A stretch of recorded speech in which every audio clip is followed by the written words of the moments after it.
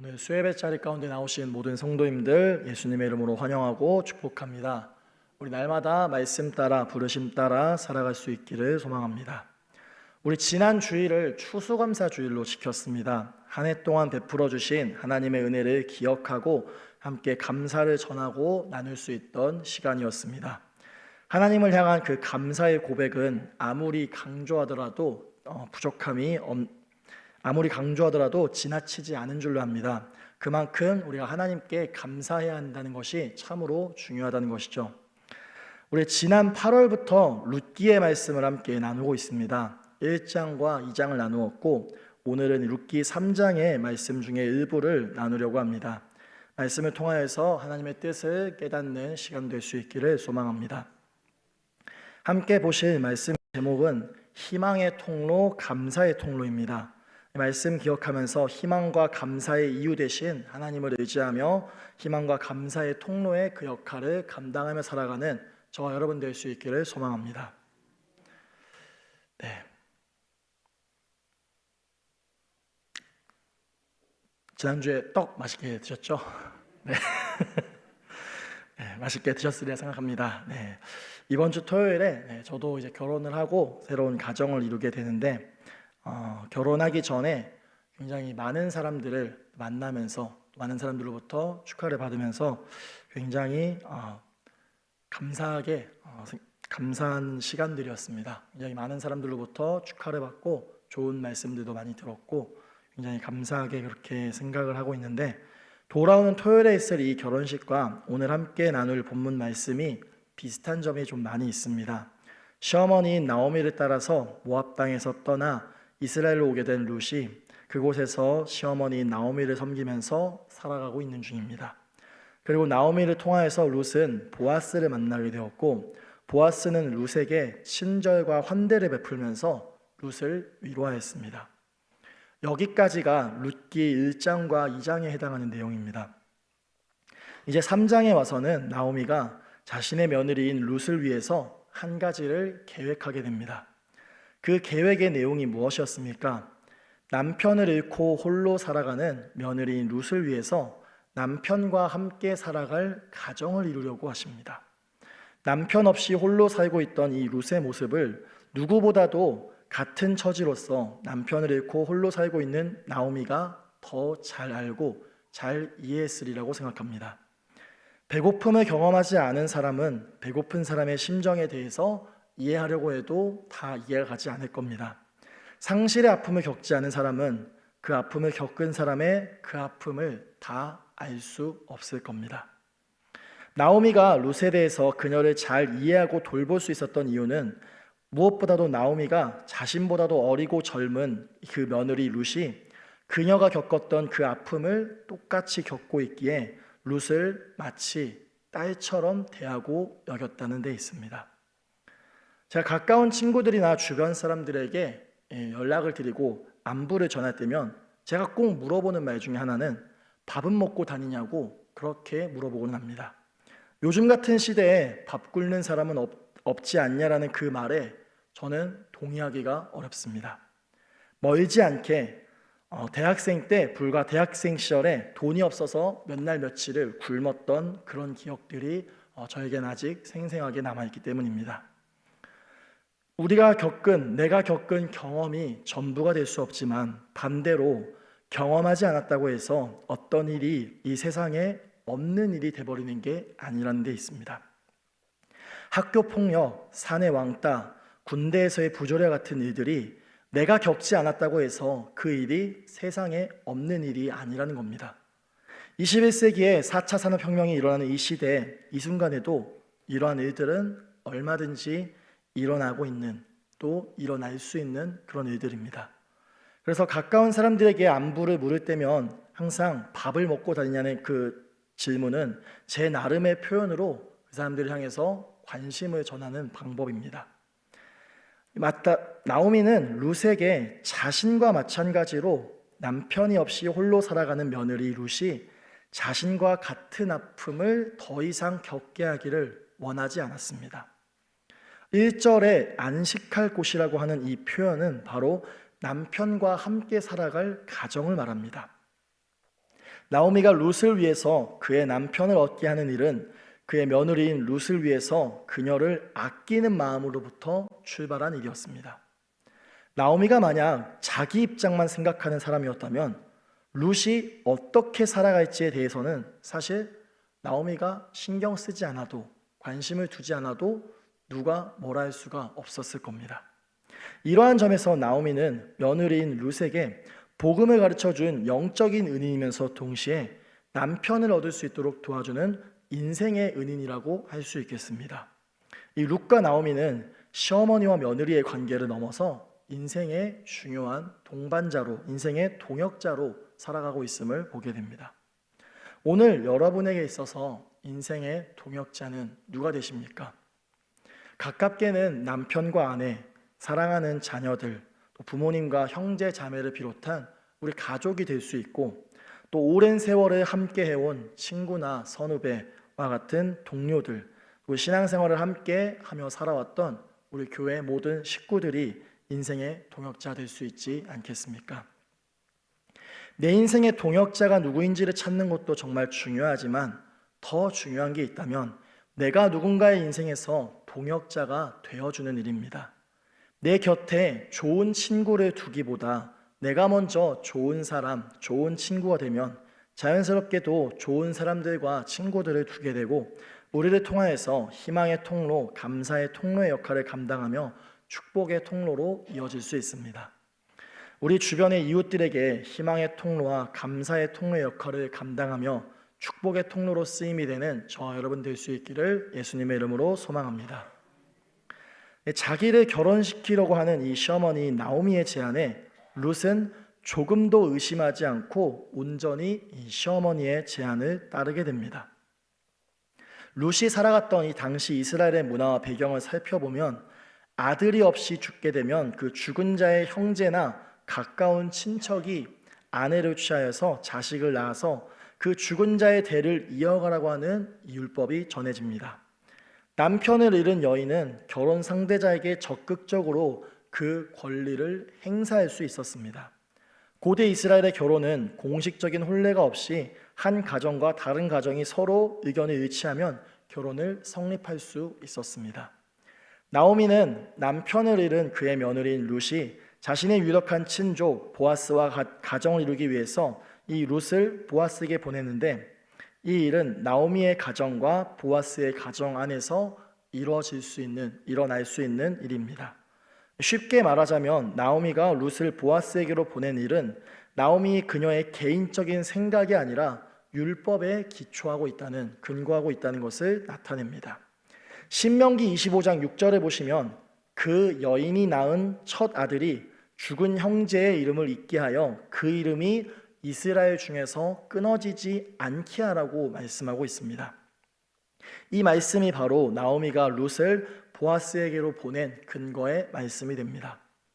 나오미가 룻의 남편감으로 보아스를 얻게 하기 위해 했던 행동은 우리가 자칫 보기에는 부도덕하거나 문란하게 보이는 행동처럼 여겨질 수 있습니다. 나오미가 룻에게 보아스를 찾아가라고 했던 시간은 사람들이 활동하는 낮이 아니라 주로 잠을 청하는 밤 시간이었습니다. 사람이 활동하는 낮이 아니라 밤에 그렇게 불렀다는 겁니다. 밤에 찾아가라고 그렇게 명령을 했다는 겁니다.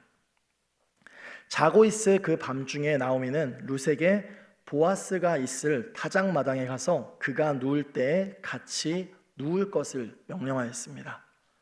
룻은 나오미가 자신에게 지시하였던 이 명령을 의심하지 않고 그대로 지켜 행하였습니다. 밤중에 잠을 청하던 자고 있던 보아스는 놀란 채 룻이 온 이유에 대해서 듣게 됩니다. 룻은 보아스에게 기업을 물으게 해달라고 하지만 보아스는 기업 물을 자의 순서로 자기보다 먼저인 사람이 있다고 합니다. 보아스는 룻이 무안하지 않도록 그녀를 위로하고 또 나오미에게로 갈 때 빈손으로 보내지 않고 곡물, 이 보리를 주면서 보내었습니다. 여기서 다시 한번 보아스가 어떤 사람인지를 우리가 생각해 보게 됩니다. 보아스는 남을 돕는 그 사랑에 있어서 습관에 따라서 행동하였던 사람이었습니다. 보아스가 그러니까 이렇게 행동하는 것이 어제 오늘 있었던 것이 아니라 그가 평소에도 다른 사람을 잘 돌보고 잘 섬겼다는 데 있습니다. 사실 보아스의 입장에서는 갑자기 예고도 없이 자기를 찾아온 이 룻을 보면서 당황하더라도 전혀 이상하지 않습니다. 그렇지만 보아스는 밤중에 자기에게로 온 이 룻을 향하여서 오히려 그녀를 위로하였습니다. 어렸을 적에 재미있게 읽은 소설 중에 레미제라블이 있습니다. 프랑스의 소설가 빅토르 위고의 작품인데 이 소설 제목 레미제라블은 불쌍한 사람들이라는 뜻입니다. 소설의 제목처럼 주인공이었던 장발장은 자기 조카들을 먹일 빵을 훔치다가 재판을 받게 되었고 계속되는 탈옥과 체포의 반복 끝에 이 형량은 19년까지 늘어서 감옥에서 살게 되었습니다. 19년이라는 그 긴 감옥살이 이후에 출소한 장발장에게 세상은 누구 하나 그를 반가워하지도 그를 맞이하지도 않았습니다. 그런 그에게 있어서 미리의 신부는 세상 어디에서도 경험한 적이 없는 이 위로와 친절을 베풀었는데 장발장이 미리의 신부의 집에서 은그릇을 훔쳐서 도망치다가 경찰에 잡혔을 때 오히려 그런 장발장에게 은초대까지 주면서 그를 용서하였습니다. 이를 계기로 장발장은 이전의 삶과 180도 달라진 새로운 인생을 살게 됩니다.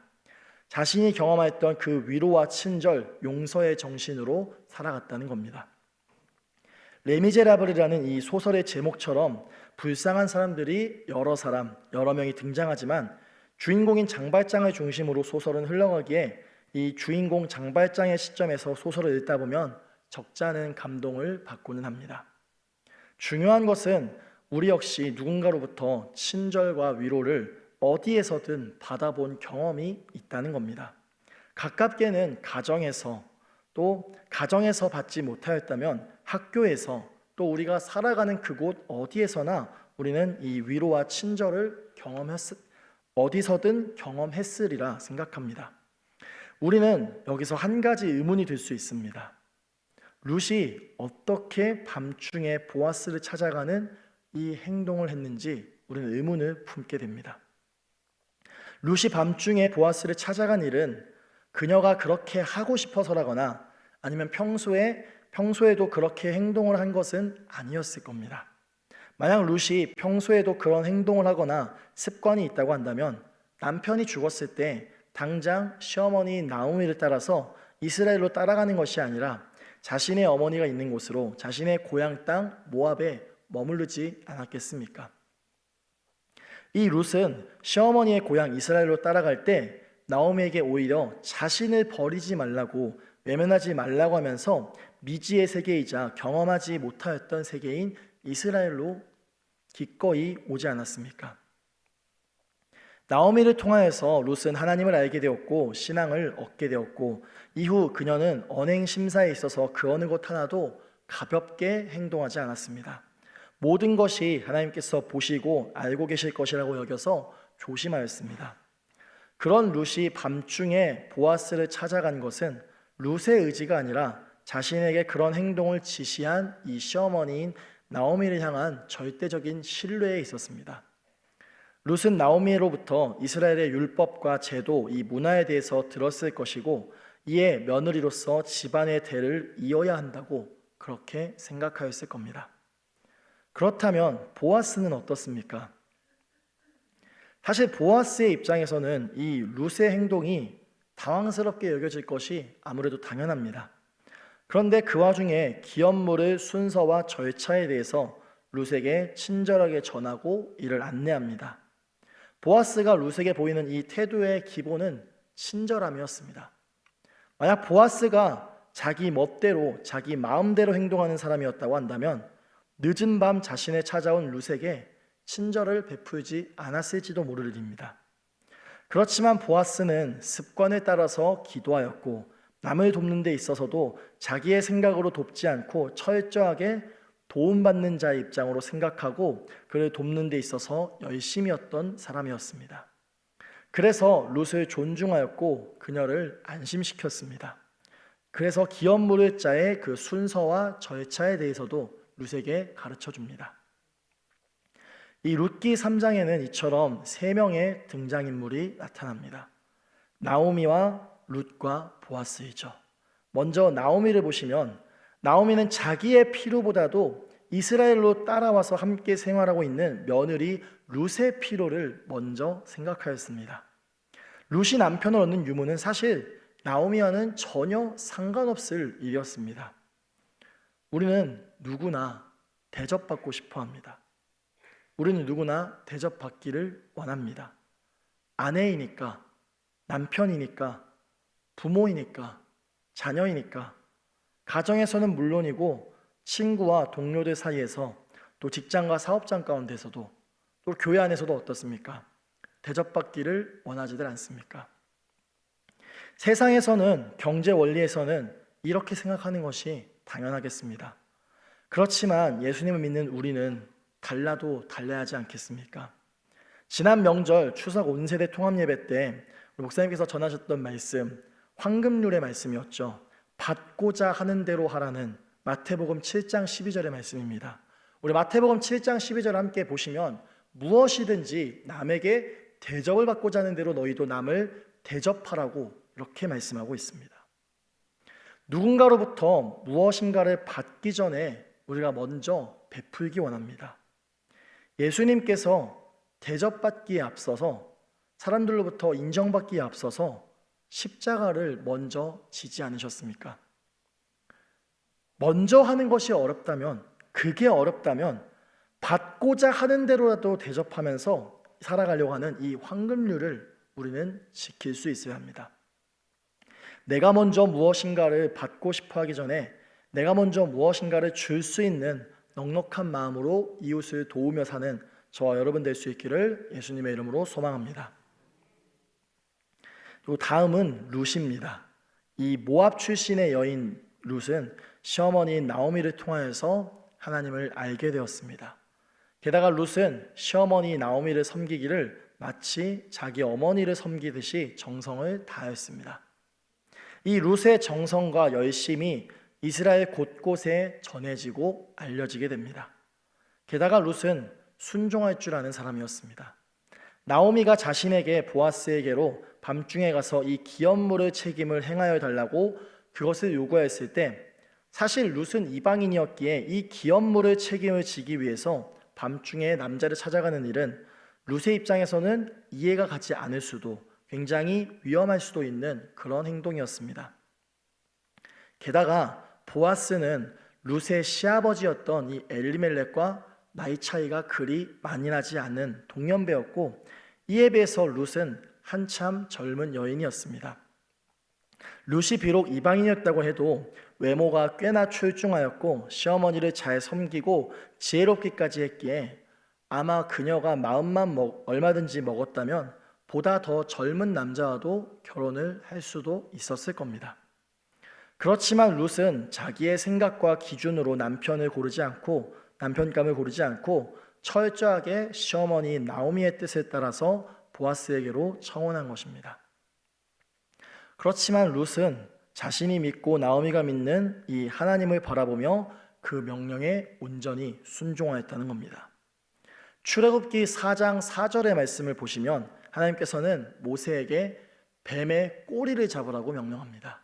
그 손을 내밀어 그것을 잡으니 그 손에서 지팡이가 되었다고 합니다.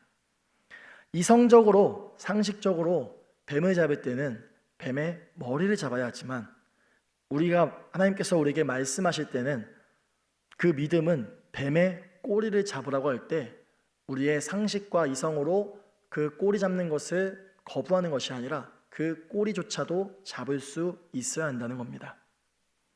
하나님의 말씀을 따를 때 이성과 상식으로 따라가는 것이 아니라 믿음으로 따르고 부르심에 순종하여서 따라가야 합니다.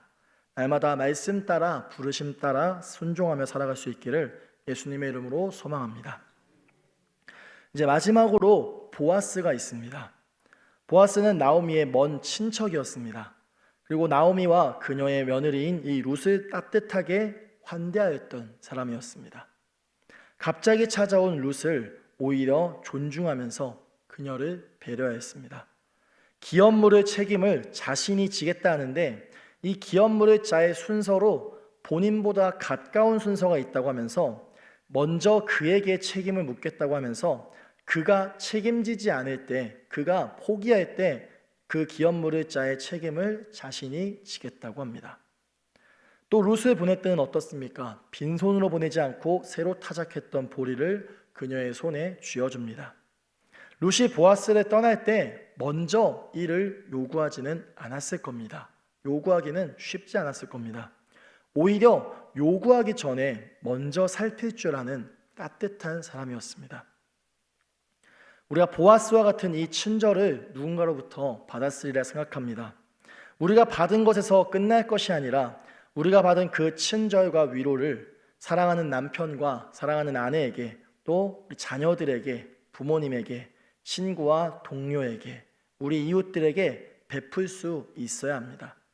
마가복음 12장 31절에서 예수님께서는 가장 큰 계명의 두 번째로 내 이웃을 내 자신과 같이 사랑하라고 하신 이 말씀을 우리가 기억하며 우리 가족들과 이웃들에게 사랑을 베푸는 저와 여러분 될 수 있기를 예수님의 이름으로 소망합니다. 우리 지난 주일은 추수감사 주일로 지키게 되었습니다. 우리는 살아가면서 얼마나 감사하면서 살아가고 있습니까? 감사는 물질이나 소유의 크기가 아니라 존재의 크기로 해야 합니다. 하나님의 자녀라고 하는 그 존재의 크기는 무엇으로도 비교할 수 없습니다. 우리는 우리의 존재로서 하나님께 감사할 수 있어야 합니다. 함께 마지막으로 로마서 12장 18절의 말씀을 함께 읽도록 하겠습니다. 말씀 함께 읽습니다. 할 수 있거든 너희로서는 모든 사람과 더불어 화목하라. 아멘. 우리 화목을 이루며 희망과 감사의 통로로 살아가는 수원교회 모든 성도님들 될 수 있기를 예수님의 이름으로 간절히 소망합니다.